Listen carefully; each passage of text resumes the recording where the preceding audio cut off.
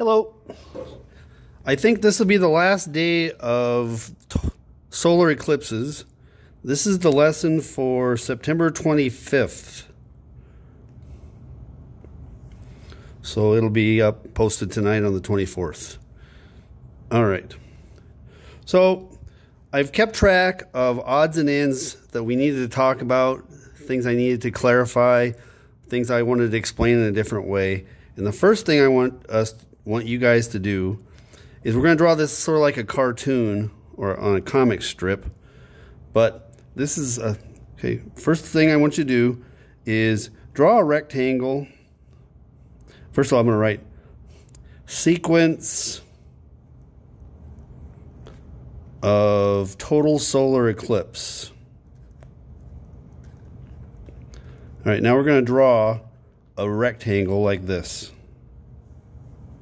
Just on your notebook paper like that.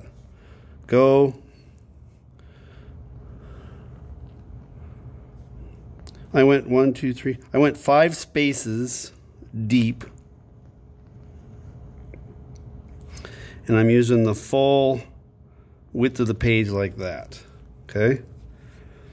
Now, what I'd like you to do is make a square here and a square here and a square here and a square here. Hopefully the middle box is still good sized. The way that turned out, that's going to be okay. The middle box is where all the action is. Okay? Now, it's very important that you've watched all the videos this week so you'll know what I'm talking about, because this kind of wraps them all up. On one of the videos you watched from when I was on the cruise ship and you heard me yell, "First contact," really loud. Okay? That's what this is. First contact. Okay? And what I would like you to do is draw a white circle. That's going to be the sun. There. And the moon is attacking, the new moon is right here, is attacking the sun. It's going to cover it up. It's going to take a while, over an hour. Okay, so here's the new moon. Here's the sun. And the new moon is moving that way, from west to east. Okay, that's going to come in important, very, very important next week when we talk about moon phases. Why the moon changes the way it looks every day of the month. Because it's going around the earth counterclockwise around us. Okay, that's first contact. Only nerds like me even get excited about that. We yell, "First contact!" Not because it looks cool, because it doesn't. It doesn't look cool at all. It's because the event that we've been waiting for has finally started. Okay? All right. Now, the next one is second contact.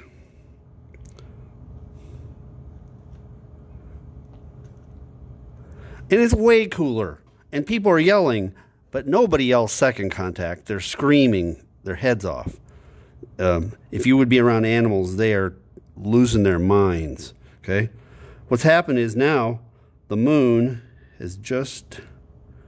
So just draw this. The sun just got covered up. And there's a diamond ring right here.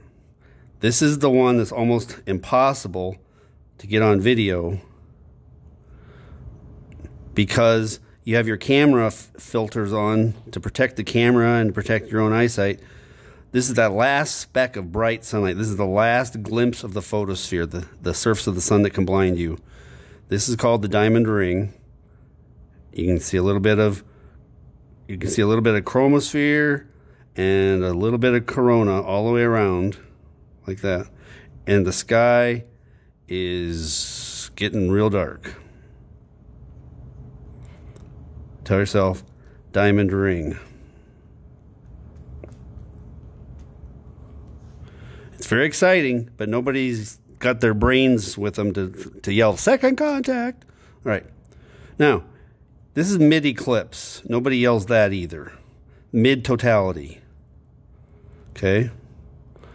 And what you see is, you should already know what this drawing is going to look like. There's the new moon.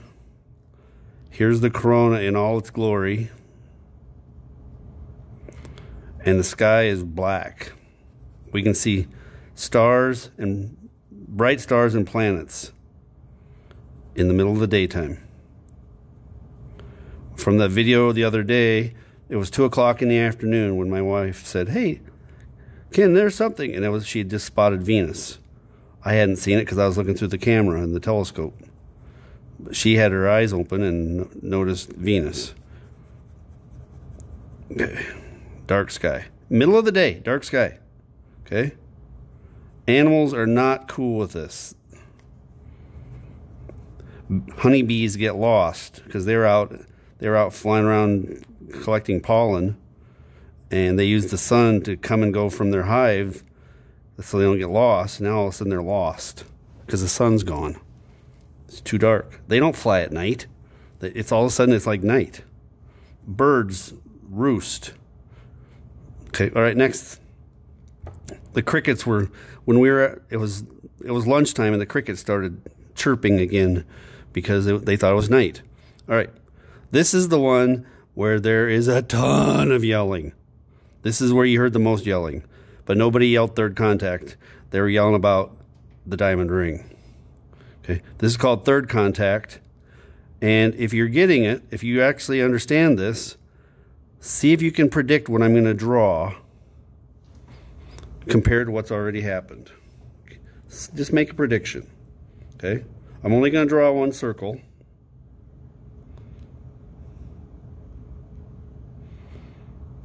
It's going to be all black.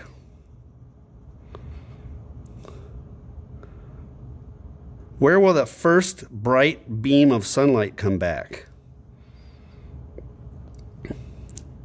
Your choices are here or here. Okay? The answer is this. If you guessed that correctly, you owe yourself a pat on the back from me. I wish I could give you a pat on the back in person. Okay? So draw this one. This is the diamond ring that almost everybody gets pictures and videos of because their cameras are set for the dark, and then they get that first blazing bright beam of sunlight. This is when you heard my wife scream in her head off, "There it is, there it is, there it is, there it is." Okay? And then you heard her scream twice, then I screamed once, and then she screamed again. If you want to go back and watch that video toward the end of that video clip, that's where the screaming is. Okay, now I'm going to ask you, look at the pattern here. How dark is the sky? It's not that dark. It's that dark. And tell yourself, diamond ring. Now here's the story that you may or may not like. Okay. When we were on that cruise ship, when this diamond ring happened, and just as we were done screaming, there was a guy about 30 feet away who got down on one knee in front of his girlfriend and said, "I don't have a diamond ring, but will that one do?" And she said yes. So they got engaged right then. The ship's captain heard about it and had a bottle of champagne delivered to their dinner table that evening. Everybody was making a big deal out of it. It's a pretty romantic time to propose. Okay? And then, what do you think's left? No yelling. It's very boring, and I've never stuck around for one. I've been so exhausted from all the excitement and anxiety. So, what do you think I'm going to draw for this one, for fourth contact? It's going to have two circles, but don't get ahead of me. I'm going to ask you another couple of questions here.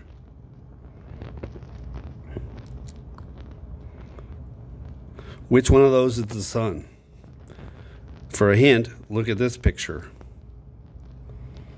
Notice the moon, the new moon there. I'm going to write new moon again. I've been writing that a lot. Hint, hint. It's probably going to be on the quiz. Okay, there's the new moon, and it's moving this way in all of these pictures. Here, it's moved all the way on top of the sun. Here, It's just now leaving. So which one of these two is the new moon? Pick. It's this one. The eclipse is officially over when the moon quits touching at fourth contact. That's the new moon.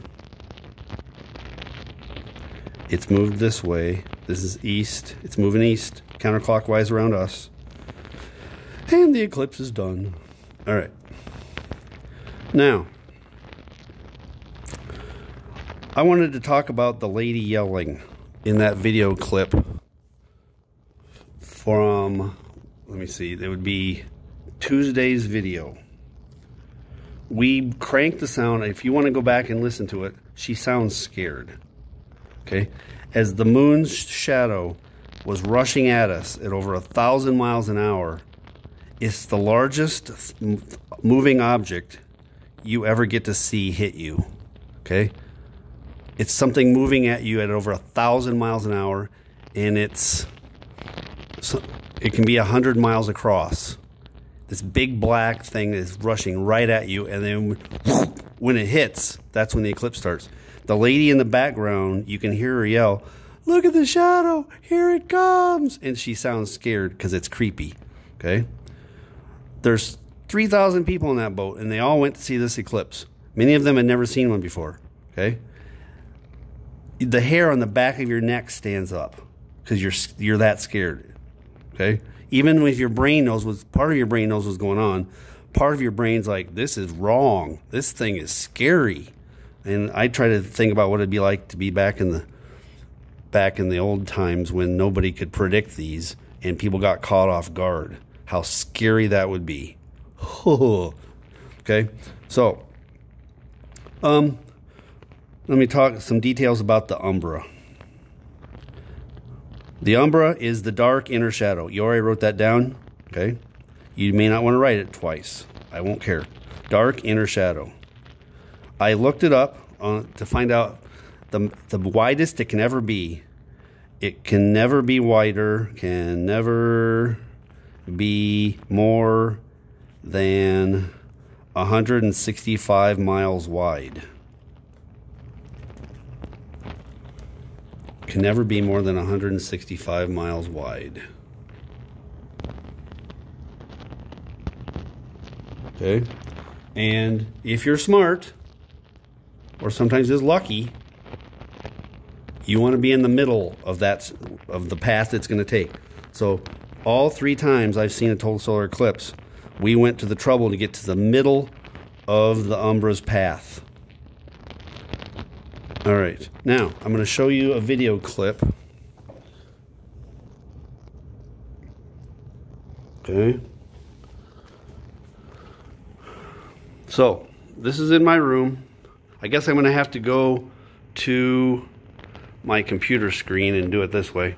Okay. This is the United States on the afternoon of August 21st, 2017. Okay.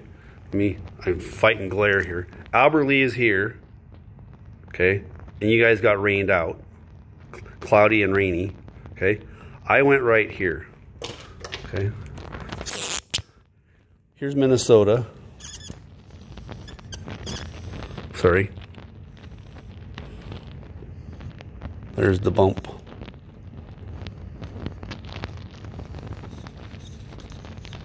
Albert Lea's right there. And here's Nebraska.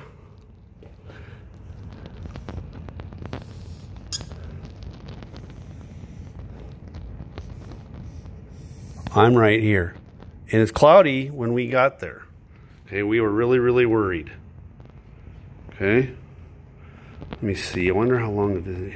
This is a 37-second video. So what I'm going to do is I'm going to hit play and loop it so I can come back to the big screen, and I'm going to try to avoid that stupid glare spot.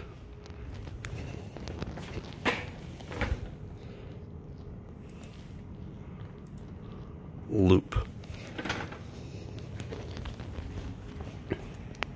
Okay, so it's going to come back. Watch this big black thing come across. That's the umbra.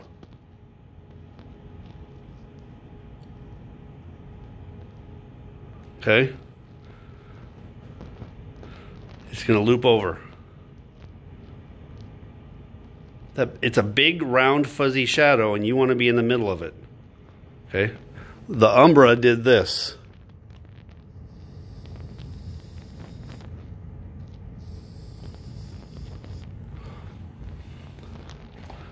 It'll give you one more shot at it. So Auber Lee, it would have been a partial here anyway. There's no way I wanted it to be here. Okay? For us, it cleared up just in time for us to see it. All right. Next thing. I'm at 16 minutes already. Okay.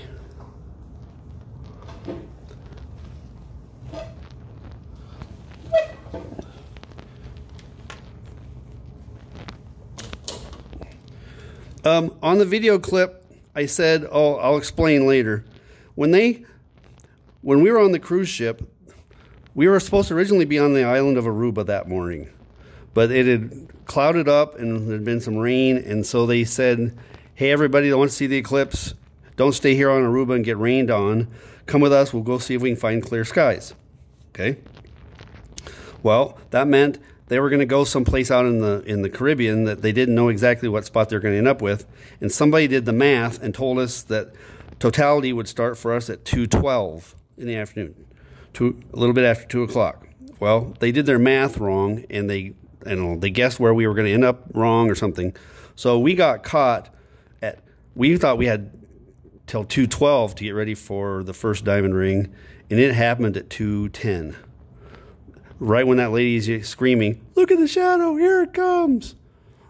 That was 2 minutes earlier than we thought it was going to be, okay? Because somebody did their math wrong. All right, the last thing. This is a really bizarre thing. It's really, really cool. The 360-degree sunset. Okay?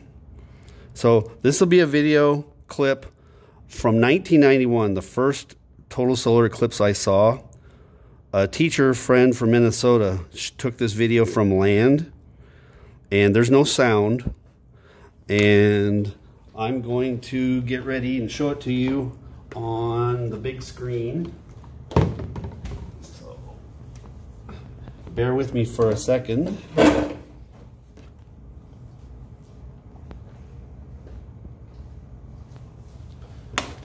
All right. Here's a 360-degree sunset.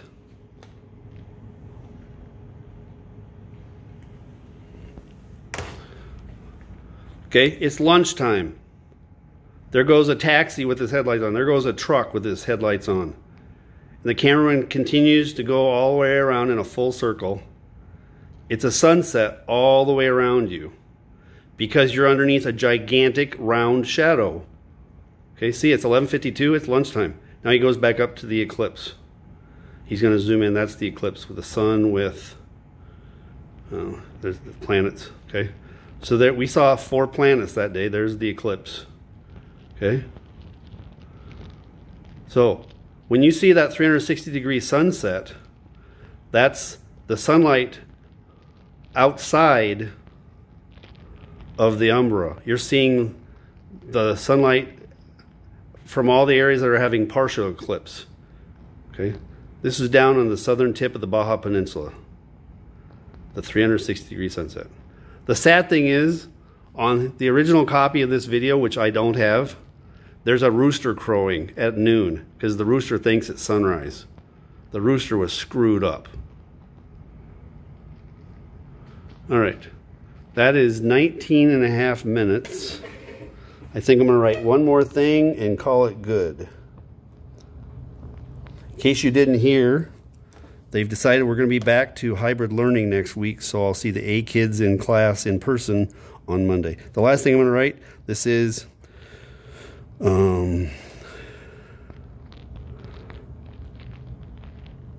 in totality, You are under the moon's huge round shadow. The areas outside the umbra are getting hit by a little sunlight. And that's what you see. All right, I promise I'm done. That is 20.5 minutes.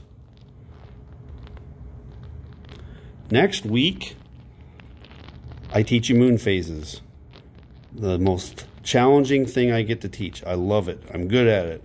But it's going to take work on your part and my part. All right, here we go.